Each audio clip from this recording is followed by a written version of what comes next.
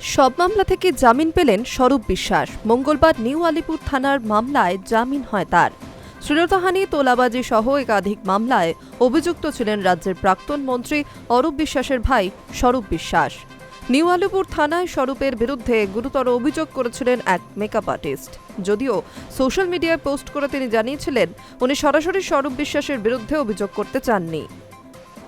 আর্থিক প্রতারণা, শ্লীলতাহানির মতো একাধিক অভিযোগে গ্রেফতার হয়েছিলেন স্বরূপ বিশ্বাস। দিন কয়েক আগেই রিজেন্ট পার্ক থানায় জামিন পেয়ে গিয়েছিলেন টালিগঞ্জের ফেডারেশনের প্রাক্তন সভাপতি। এবার নিউ আলিপুর থানার মামলাতেও জামিন হয়ে গেল প্রাক্তন মন্ত্রী অরূপ বিশ্বাসের ভাই স্বরূপ বিশ্বাসের।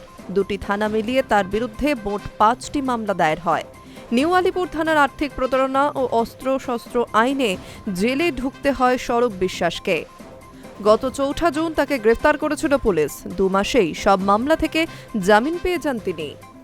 প্রসঙ্গত, স্বরূপ বিশ্বাসের বিরুদ্ধে রিজেন্ট পার্ক থানায় 3টি আর্থিক দুর্নীতির মামলা দায়ের হয়। একটি মামলায় জেল হেফাজত হয় তার, আর একটি মামলায় পুলিশি হেফাজতে ছিলেন প্রাক্তন মন্ত্রীর ভাই স্বরূপ বিশ্বাস।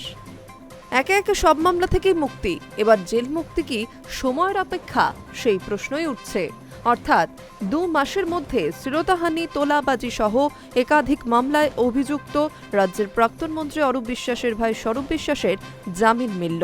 মঙ্গলবার নিউ আলিপুর থানার মামলায় জামিন হল তার। Hi news network.